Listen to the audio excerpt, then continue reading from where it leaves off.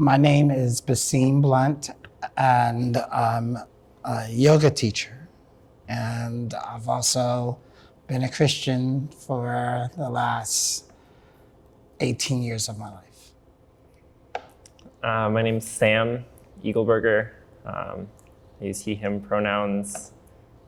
I'm a current Antioch student, 4th year. I've been involved in a lot of activism throughout my life. I identified as an atheist for a long time, but I'm really coming around on the God question.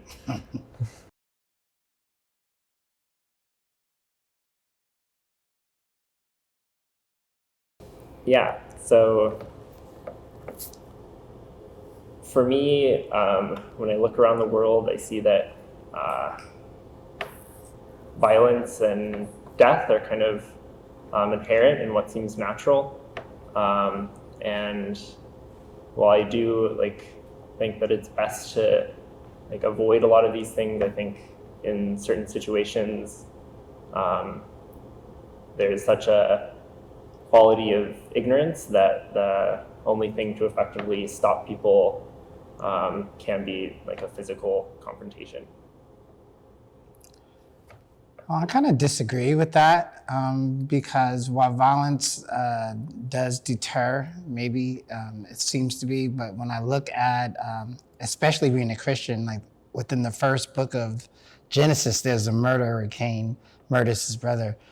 And I see the commitment to nonviolence as balancing out the violent forces in the universe, and that keeps us, eternally fighting back and forth. But if there was not the nonviolent spirit, then we would all kill ourselves.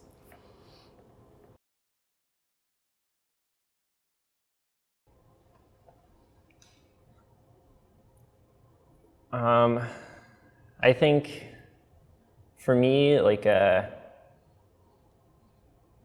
big part of it is kind of my family history.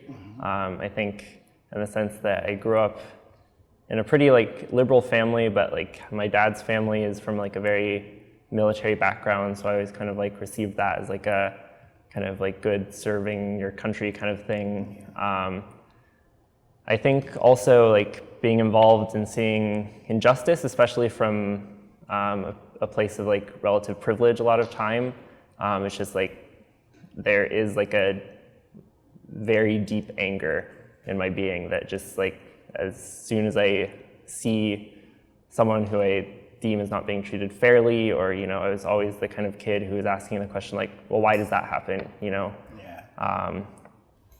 There is a place of definitely intolerance, and even from middle school, high school, when teachers would try to teach the concept of tolerance, I had a real problem with it. I think that a lot of times tolerating bad behavior or violent behavior can just lead that behavior to go unchecked.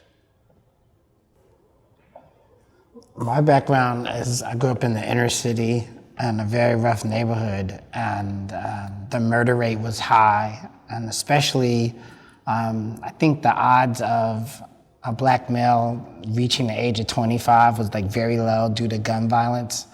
And I think I've seen more shootings and been to more funerals than I should have at such a young age because of just the guns were so prevalent, and gangs and everything like that.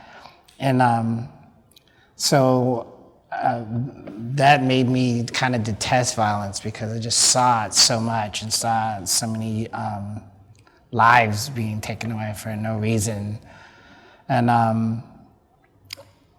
then, of course, watching the work of Gandhi and King and the other nonviolent activists, I think they were very effective, and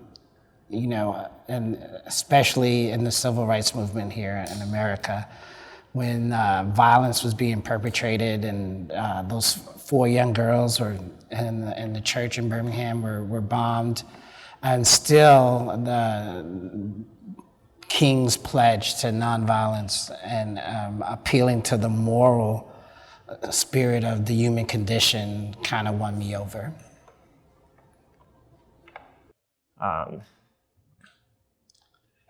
I think for me as well, it's kind of like the work of Gandhi and especially King and like the nonviolence movement as a whole has a kind of component of legalism that is like, it's like working to change existing legal frameworks and like working to kind of fit into the society as a whole. And like, I identify politically as an anarchist.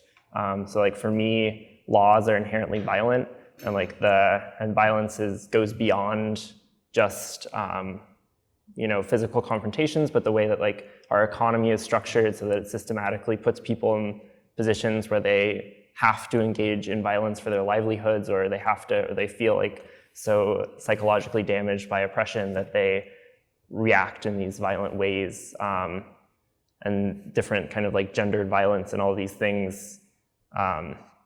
So for me, like the idea of like appealing to create a law that like establishes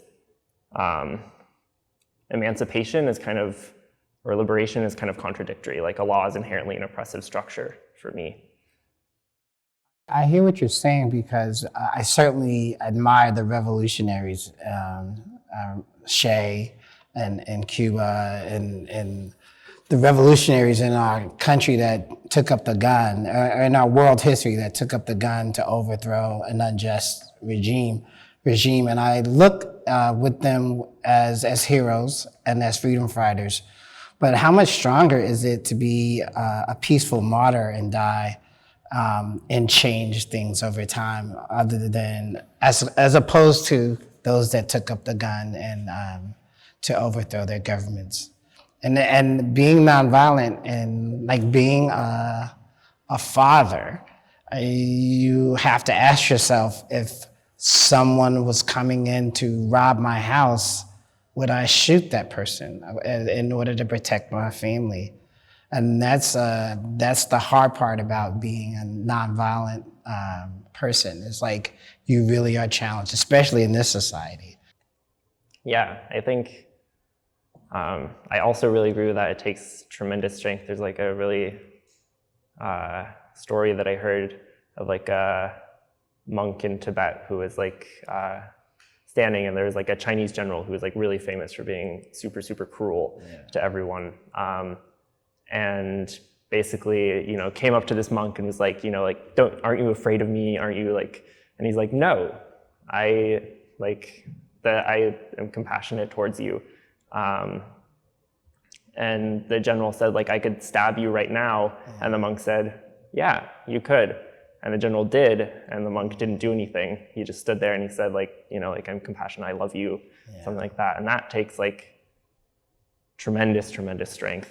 But I think also, like, I do kind of find a lot of strength in that. I think it is sometimes possible to be the most compassionate with a physical confrontation, and like the ways that our society chooses to like mete out justice, I think is oftentimes like, especially like prison systems and these kinds of things, courts are all kind of forms of violence that for me even go beyond physical violence, because there's a certain way that you take away the person's consciousness and agency in a way that, like depending on your views of like what happens after death, even death doesn't.